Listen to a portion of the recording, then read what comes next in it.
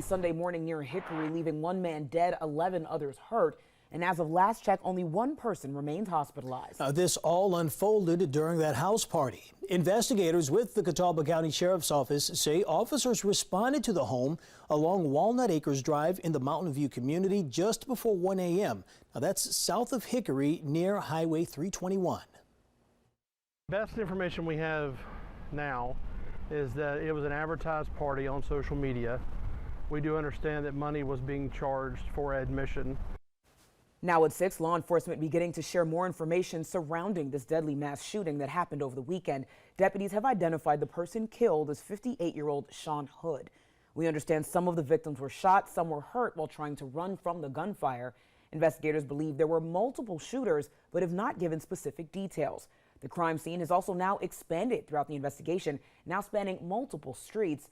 Now, we've been pushing law enforcement for answers ever since this happened, especially since there still have been no arrests. The FBI and Sheriff's Office tell us the investigation is still active, been slow moving as officials work to identify the shooters. WBTV's Jason Puckett, before he went out to that breaking news, was digging deeper into why a slower approach by law enforcement may actually be a good thing. Today we did get more information from the Catawba County Sheriff in their first real press conference, I should say, since Sunday afternoon, including information today that the shooters weren't the only people armed that night. Persons that were attending the pool party were also armed, and there were shots fired by those people as well. Now, the Sheriff's Office also confirmed details we'd heard rumors of from witnesses and family members, namely that the party here was advertised on social media with people paying to get in, and that the shooters came from a nearby tree line and opened fire. There wasn't much information about the current status of the investigation itself or any suspects. We did actually speak with an outside expert who said there are multiple factors in this case making it tough for investigators. You're in an outdoor environment. They've got a large home that they're dealing with. A slow, methodical, and very deliberate approach in processing that crime scene is vital and necessary.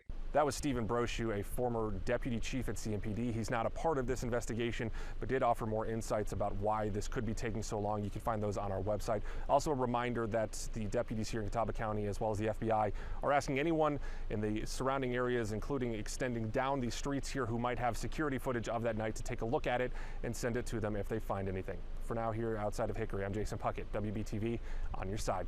And Jason, busy for us tonight. Well, officers were first called to the home for a noise complaint.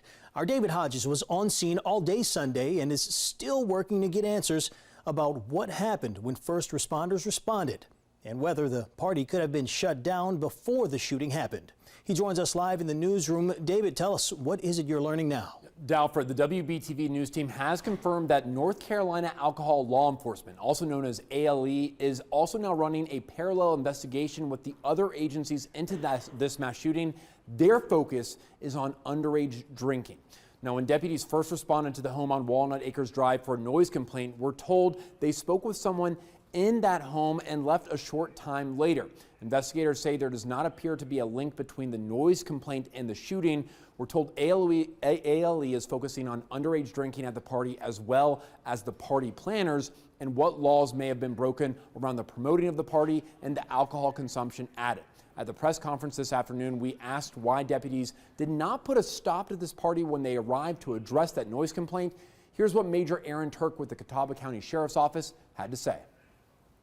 They did turn the noise down. Our deputies did warn them about the size of the party and our perceptions that it was unsafe. That party, though, was on private property, and legally we did not have the authority at that time to shut it down, as you would use those words. But North Carolina law is pretty clear. If law enforcement observes or suspects underage drinking on a premises, they can intervene. And the possibility exists to charge not just kids drinking underage, but also adults who aided and abetted that drinking. Even if a parent is present, that does not circumvent the law. Now, of course, we don't know what law enforcement observed when they arrived before midnight. Even though the major, as you just heard, said it was unsafe, they did think it was unsafe. That's why we have numerous records requests out for more information, and we're going to keep pushing for answers about what led up to this tragic event. I'm David Hodges reporting in the newsroom, WBTV on your side. David, thank you, and we'll continue to bring you updates as this investigation continues to develop. Make sure to download the free WBTV News app to get the latest details on the situation and other breaking news right to your phone. Just search WBTV in your phone's app store.